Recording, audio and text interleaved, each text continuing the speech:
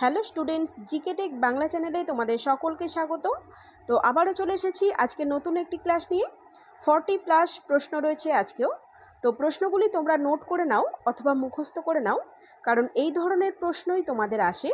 তাই যারা যারা আইসিডিএস পরীক্ষা দেবে তাদের জন্য ভীষণই গুরুত্বপূর্ণ হতে চলেছে প্রশ্নগুলি। তো প্রথম থেকে শেষ পর্যন্ত তোমরা ভিডিওটি দেখতে থাকো। চ্যানেলে নতুন হয়ে থাকলে চ্যানেলটিকে সাবস্ক্রাইব করে নাও নতুন নতুন ভিডিও এবং জব আপডেট পেতে। তো চলো আজকের ক্লাসটি শুরু করি। আজকের প্রথম প্রশ্ন দেখো, ভিটামিন সম্পর্কিত অধ্যয়নকে কি বলে? ডার্মাটোলজি, ভিটামিনোসিস, হেমাটোলজি নাকি ভিটামিনোলজি? তো সঠিক উত্তরটি হয়ে যাবে ভিটামিন সম্পর্কিত অধ্যয়নকে বলা হয় ভিটামিনোলজি বা ভিটামিন বিদ্যা। তো অপশন ডি সঠিক উত্তর। চলে যাব পরের প্রশ্নে। পরের প্রশ্ন দেখো, মানুষের চোখের দৃষ্টির জন্য কোন ভিটামিনের প্রয়োজন? ভিটামিন এ, বি, সি নাকি কে? তো সঠিক উত্তরটি হয়ে যাবে অপশন এ, ভিটামিন এ এর প্রয়োজন হয়। মনে রাখবে ভিটামিন এ এর রাসায়নিক নাম হলো রেটিনল। বিভিন্ন ভিটামিনের রাসায়নিক নামগুলি তোমরা অবশ্যই মনে রাখবে, যেমন ভিটামিন এ এর রাসায়নিক নাম রেটিনল। পরের প্রশ্ন দেখো, ভিটামিন এ প্রচুর মাত্রায় পাওয়া যায় কিসে? গাজর, দুধ, লেবু নাকি কাঁচা লঙ্কা? কোনটিতে প্রচুর পরিমাণে ভিটামিন এ পাওয়া যায়? তো সঠিক উত্তর অপশান এ দেখো, গাজর। গাজরে প্রচুর পরিমাণে ভিটামিন এ পাওয়া যায়, মনে রাখবে। আর আরেকটি কথা তোমরা মনে রেখো, এই গাজর হলো মূল জাতীয় সবজি। এটি হলো গাছের মূল জাতীয় সবজি, এটি মূল। চলে যাব পরের প্রশ্নে। এলিজা টেস্ট করা হয় কোন রোগের নির্ণয়ে? চর্মরোগ, এইডস, ক্যান্সার নাকি হুপিং কাশি? তো সঠিক উত্তরটি হয়ে যাবে অপশন বি দেখো, এইডস বা অ্যাকোয়ার্ড ইমিউনো ডেফিসিয়েন্সি সিনড্রোম। এই রোগটি নির্ণয় করা হয় এলিজা টেস্টের মাধ্যমে। তো চলে যাব পরের প্রশ্নে। মানবদেহের অন্ত্রে কোন ভিটামিন সংশ্লেষিত হয়? মানবদেহের অন্ত্রে বলেছে, তোমরা লক্ষ্য করবে। তো সঠিক উত্তরটি হয়ে যাবে ভিটামিন বি12। ভিটামিন বি12 মানবদেহের অন্ত্রে সংশ্লেষিত হয়। তো সঠিক উত্তর অপশান ডি সঠিক উত্তর। তো এই ভিটামিন বি12 এর রাসায়নিক নাম কি? মনে রাখবে ভিটামিন বি12 এর রাসায়নিক নাম হলো সায়ানোকোবালামিন। সায়ানোকোবালামিন,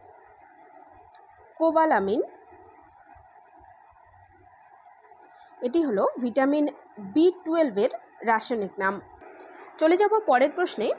পরের প্রশ্নে যাওয়ার আগে একটি গুরুত্বপূর্ণ নোটিশ রয়েছে তোমাদের জন্য। আমাদের যে ই বুকটি লঞ্চ করার কথা ছিল, সেই ই বুক বা পিডিএফ বুকটি আমাদের তৈরি হয়ে গেছে। তো যেসব বোনেরা আইসিডিএস এর চাকরির জন্য চেষ্টা করছো, তোমাদের জন্য ভীষণই গুরুত্বপূর্ণ হতে চলেছে এই বইটি। যেসব বোনেরা সময়ের অভাবে বা বিভিন্ন সমস্যার কারণে আমার ক্লাসগুলি নিয়মিত করতে পারো না, তাদের জন্য তো বিশেষভাবে সাহায্য করবেই এই বইটি। এছাড়াও যারা নিয়মিত স্টুডেন্টস রয়েছে তাদের জন্যও মোস্ট ইম্পর্ট্যান্ট এই বইটি, কেননা সম্পূর্ণ ফুল প্যাকেজ রয়েছে এই বইটিতে। তো তোমাদের আইসিডিএস পরীক্ষার জন্য যে সমস্ত চ্যাপ্টারগুলি গুরুত্বপূর্ণ, যে সমস্ত বিষয়গুলি গুরুত্বপূর্ণ, সে সমস্ত বিষয়ই এখানে আমরা তুলে ধরেছি। তো তোমাদের ছোট্ট করে সূচিপত্রটি আমরা দেখিয়ে দেব, দেখে নাও। তো এই হলো আমাদের পিডিএফ বুকটির সূচিপত্র। তো কি কি বিষয় রয়েছে বইটিতে দেখে নাও একবার। দেখো, বইটিতে রয়েছে আইসিডিএস সম্পর্কিত প্রশ্নোত্তর, আইসিডিএস সম্পর্কিত এবং অন্যান্য ফুল ফর্ম, যেগুলি তোমাদের পরীক্ষার জন্য ভীষণই গুরুত্বপূর্ণ, ফুল ফর্ম রিলেটেড প্রশ্নগুলি। এছাড়াও রয়েছে মোস্ট ইম্পর্টেন্ট টপিক, পুষ্টি জনস্বাস্থ্য থেকে প্রশ্ন। এছাড়াও রয়েছে সামাজিক অবস্থান, নারীর সামাজিক অবস্থান থেকে প্রশ্ন। এছাড়াও দেখো ইতিহাস, ভূগোল, জীবনবিজ্ঞান, ভৌতবিজ্ঞান, সংবিধান, পরিবেশ, বাংলা, খেলাধুলা, কম্পিউটার, স্ট্যাটিক জিকে, এছাড়াও কারেন্ট অ্যাফেয়ার্স, ইংরেজি, গণিত। এছাড়াও রয়েছে রচনা, আইসিডিএসের হুগলি আইসিডিএসের প্রশ্নোত্তর, অর্থাৎ বিগত বছরে যে সমস্ত পরীক্ষাগুলি হয়ে গেছে অলরেডি যে সমস্ত জেলায়, সেই সমস্ত জেলার বিগত বছরের প্রশ্নগুলি কিন্তু আমরা এখানে অ্যাড করে দিয়েছি। সমস্ত কিছু পেয়ে যাবে তোমরা এই বইটিতে। দেখো, হুগলি আইসিডিএসের প্রশ্নপত্র রয়েছে, মুর্শিদাবাদের প্রশ্নপত্র রয়েছে, মুর্শিদাবাদ। এছাড়াও রয়েছে বীরভূম আইসিডিএসের প্রশ্নপত্র, জলপাইগুড়ি আইসিডিএসের প্রশ্নপত্র। এছাড়াও রয়েছে তোমাদের জন্য 10টি জিকে প্র্যাকটিস সেট। তো সম্পূর্ণ ফুল প্যাকেজ রয়েছে এই বইটিতে। তোমাদের পরীক্ষার জন্য ভীষণই গুরুত্বপূর্ণ হবে বইটি, এবং এই বইটি নিঃসন্দেহে তোমাদের পরীক্ষার প্রস্তুতির জন্য আরও এক ধাপ এগিয়ে রাখবে আশা করছি। তো তোমরা যদি বইটি নিতে ইচ্ছুক হও তাহলে আমাকে স্ক্রিনে দেওয়া নাম্বারে হোয়াটসঅ্যাপ করো। খুবই স্বল্প মূল্য রাখা হয়েছে তোমাদের জন্য বইটির। এছাড়া বইটি সম্পর্কে তোমরা যদি বিস্তারিত জানতে চাও তাহলে হোয়াটসঅ্যাপ নাম্বারে যোগাযোগ করো। ওকে, আমি জানিয়ে দেবো। আরেকটি কথা, স্বল্প মূল্যে কিন্তু আমরা প্রথম কয়েকজনকেই বইটি দিতে পারবো। প্রচুর পরিশ্রম করে আমরা এই ইবুকটি তৈরি করেছি। তো শুধুমাত্র যারা পড়াশোনাটা আগের থেকে শুরু করেছো, পড়াশোনা যারা করতে চাও বা সিরিয়াস স্টুডেন্ট, তাদের কথা মাথায় রেখেই আমরা এই দামটি রেখেছি। তো ইন্টারেস্টেড হলে আমাকে হোয়াটসঅ্যাপ করো। ওকে, তো চলো চলে যাব আমরা পরের প্রশ্নে। পরের প্রশ্ন দেখো, ভিটামিন সি হলো টোকোফেরল, সায়ানোকোবালামিন, অ্যাসকর্বিক অ্যাসিড নাকি থায়ামিন? তো দেখো এখানে ভিটামিন সি এর রাসায়নিক নামটি জানতে চেয়েছে। কোনটি হয়ে যাবে উত্তর? তো সঠিক উত্তর হয়ে যাবে অপশন সি। দেখো অ্যাসকর্বিক অ্যাসিড, ভিটামিন সি এর রাসায়নিক নাম হলো অ্যাসকর্বিক অ্যাসিড। পরের প্রশ্ন দেখো, মানুষের কোন কোষে অবাধ শ্বসন হয়? তো অবাধ শ্বসন কাকে বলে? মনে রাখবে, যে শ্বসন প্রক্রিয়াটি অক্সিজেনের অনুপস্থিতিতে হয় বা অক্সিজেন ছাড়াই হয় তাকে অবাধ শ্বসন বলা হয়। তো এখানে অবাধ শ্বসন হয় মনে রাখবে পেশিকলাতে। এছাড়াও মনে রাখবে, এই পেশিকলা ছাড়াও মানুষের পরিণত লোহিত রক্তকণিকা বা আরবিসিতে তোমার অবাধ শ্বসন হয়ে থাকে। এছাড়াও এর সঙ্গে তোমরা মনে রাখবে কিছু অণুজীব যেমন ব্যাকটেরিয়া, ইস্ট ইত্যাদিতে অবাধ শ্বসন হয়ে থাকে। চলে যাব পরের প্রশ্নে। কেশরী পত্রিকার সম্পাদক কে ছিলেন? তো হিস্ট্রি থেকে প্রশ্ন। তো দেখো কেশরী পত্রিকার সম্পাদক ছিলেন বালগঙ্গাধর তিলক, অপশন এ সঠিক উত্তর। পরের প্রশ্ন দেখো, সেন বংশের সর্বশ্রেষ্ঠ নরপতির নাম কি? সেন বংশের সর্বশ্রেষ্ঠ নরপতি জানতে চেয়েছে। সর্বশেষ নরপতি জানতে চেয়েছে। তো সঠিক উত্তর হয়ে যাবে অপশন সি। দেখো লক্ষণ সেন, সেন বংশের সর্বশেষ নরপতি লক্ষণ সেন। এর সঙ্গে সঙ্গে তোমরা মনে রাখবে প্রথম বা ফার্স্ট যিনি ছিলেন, প্রথম নরপতি ছিলেন সামন্ত সেন। সামন্ত সেন ছিলেন সেন বংশের প্রথম নরপতি। পরের প্রশ্ন, ভারতের প্রথম ভাইসরয় কে ছিলেন? তো ভারতের প্রথম ভাইসরয় ছিলেন লর্ড ক্যানিং, অপশন সি সঠিক উত্তর। এর সঙ্গে সঙ্গে মনে রাখবে ভারতের শেষ ভাইসরয় ছিলেন লর্ড মাউন্টব্যাটেন। লর্ড মাউন্টব্যাটেন ছিলেন ভারতের শেষ ভাইসরয়। পরের প্রশ্নে চলে যাব। পরের প্রশ্ন দেখো, ক্যালকাটা নামটি কত সালে পরিবর্তন করা হয়? তো সঠিক উত্তর হয়ে যাবে 2001 সালে ক্যালকাটা নামটি পরিবর্তন করে কলকাতা রাখা হয়েছিল মনে রাখবে। তো অপশান এ সঠিক উত্তর। পরের প্রশ্ন, বাংলা ভাষায় প্রকাশিত প্রথম সংবাদপত্র কোনটি? সমাচার দর্পণ, সংবাদ প্রভাকর, নীল দর্পণ নাকি আনন্দবাজার পত্রিকা? তো সঠিক উত্তরটি হয়ে যাবে অপশন এ সমাচার দর্পণ। এটি হলো প্রথম সাপ্তাহিক সংবাদপত্র, বাংলা ভাষায় প্রকাশিত প্রথম সাপ্তাহিক সংবাদপত্র। তো অপশন এ সঠিক উত্তর। পরের প্রশ্ন, কত সালে বাংলায় দুর্ভিক্ষ দেখা দেয়? দুর্ভিক্ষ বাংলায় দেখা গিয়েছিল 1943 সালে। তো অপশন এ সঠিক উত্তর। পরের প্রশ্ন, উদ্ভিদ মাটির নিচের জল কোন প্রক্রিয়া শোষণ করে? কৈশিক প্রক্রিয়া, পরিস্রাবণ প্রক্রিয়া, উপরোক্ত উভয়ই নাকি কোনোটি নয়? তো সঠিক উত্তরটি হয়ে যাবে অপশান এ কৈশিক প্রক্রিয়ার সাহায্যে উদ্ভিদ মাটির নিচের জল শিকড়ের সাহায্যে শোষণ করে।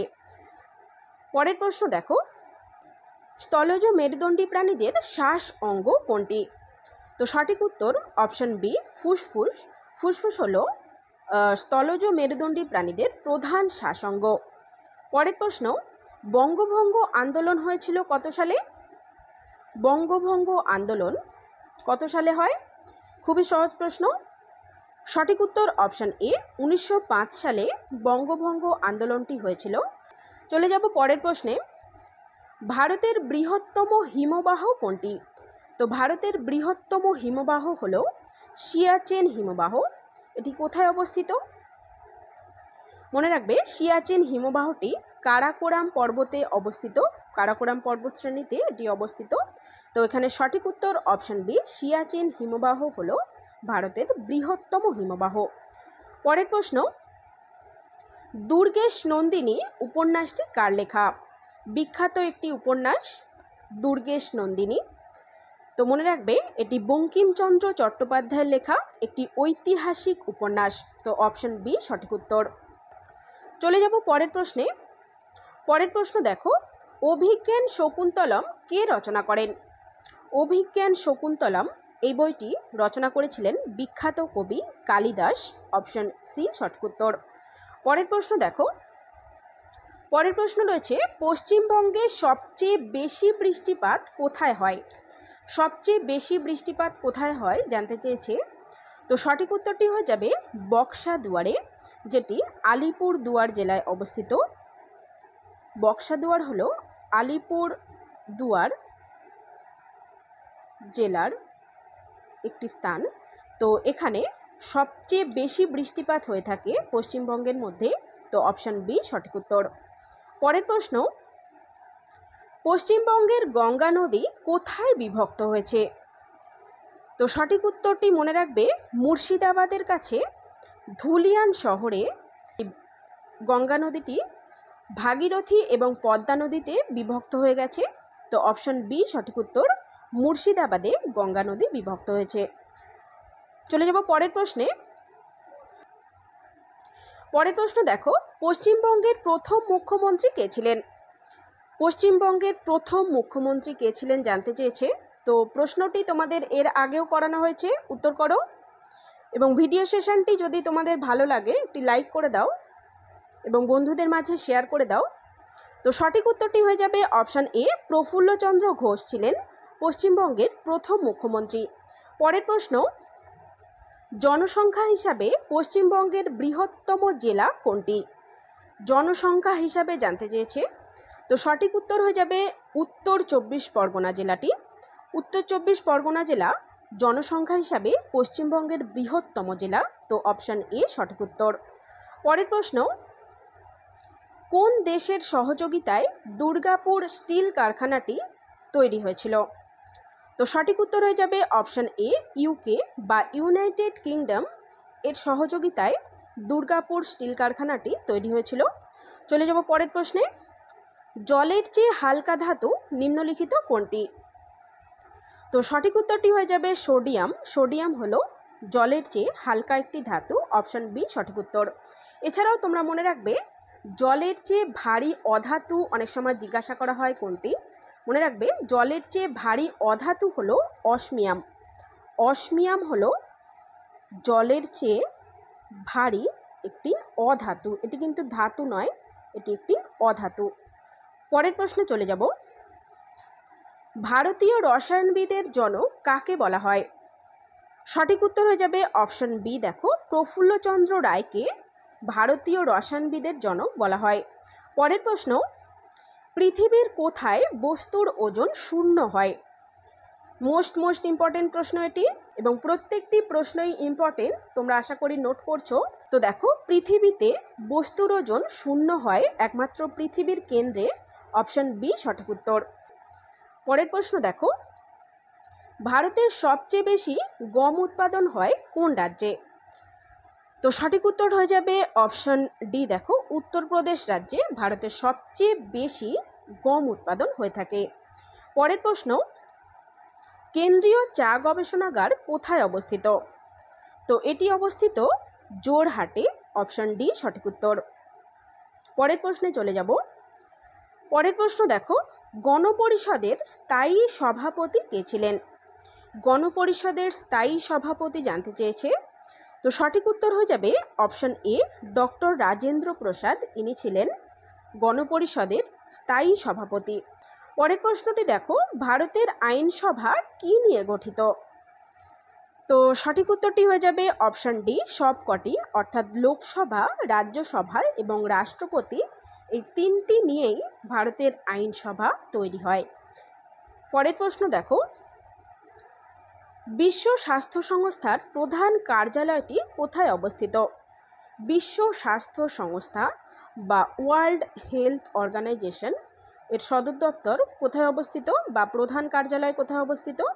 তো সঠিক উত্তরটি হয়ে যাবে অপশান এ, জেনেভাতে অবস্থিত এটি। জেনেভা কোথায়?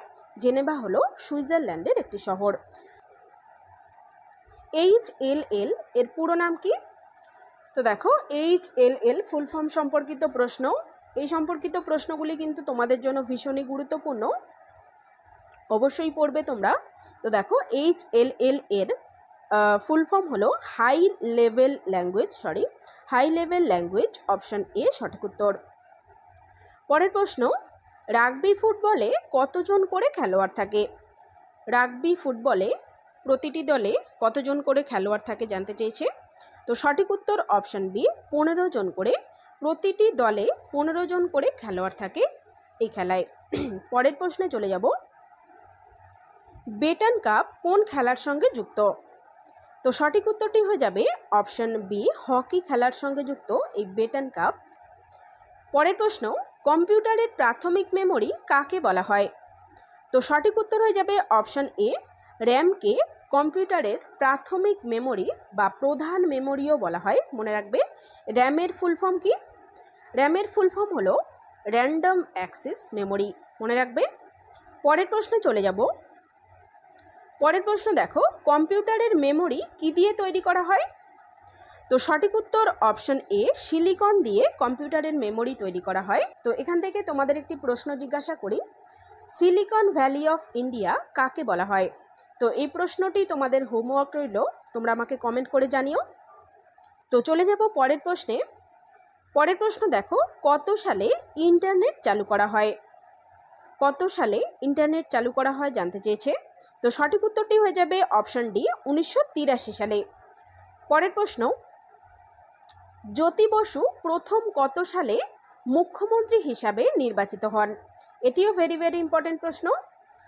তো সঠিক উত্তরটি হয়ে যাবে 1977 সালে, অপশন এ সঠিক উত্তর। পরের প্রশ্ন দেখো, অরিজিন অফ স্পিসিস বইটির রচয়িতা কে? তো এই বইটি রচনা করেছিলেন চার্লস ডারউইন। তো অপশন এ সঠিক উত্তর। পরের প্রশ্ন, পশ্চিমবঙ্গে কতগুলি লোকসভা কেন্দ্র রয়েছে? তো সঠিক উত্তর হয়ে যাবে অপশন বি, 42টি। মোট 42টি লোকসভা কেন্দ্র রয়েছে পশ্চিমবঙ্গে। তো পরের প্রশ্ন দেখে নাও, এবং এটি আজকে আমাদের শেষ প্রশ্ন। পশ্চিমবঙ্গের কোথায় সবচেয়ে কম বৃষ্টিপাত দেখা যায়? পশ্চিমবঙ্গের কোথায় বা কোন জেলায় সবচেয়ে কম বৃষ্টিপাত হয় জানতে চেয়েছে। তো একটু আগেই আমরা পড়লাম, পশ্চিমবঙ্গের আলিপুরদুয়ারে সবচেয়ে বেশি বৃষ্টিপাত হয়। এখানে জানতে চেয়েছে সবচেয়ে কম কোথায় বৃষ্টিপাত হয়। তো সঠিক উত্তরটি হয়ে যাবে অপশন এ, পুরুলিয়া। পশ্চিমবঙ্গের পুরুলিয়া জেলাটিতে সবচেয়ে কম বৃষ্টিপাত হয়ে থাকে। এর সঙ্গে সঙ্গে তোমরা মনে রাখবে, ভারতে সবচেয়ে বেশি বৃষ্টিপাত হয় মেঘালয়ের মৌসিনরামে, এবং সবচেয়ে কম বৃষ্টিপাত হয়ে থাকে রাজস্থানের জয়সলমীরে। তো আজকের ক্লাস এই পর্যন্তই। ভিডিওটি তোমাদের যদি হেল্পফুল বলে মনে হয় একটি লাইক করে দিও এবং বন্ধুদের মাঝে শেয়ার করে দিও। আগামী দিনে আরও একটি নতুন ক্লাস নিয়ে চলে আসছি। তো চলো, দেখা হচ্ছে নেক্সট ভিডিওতে।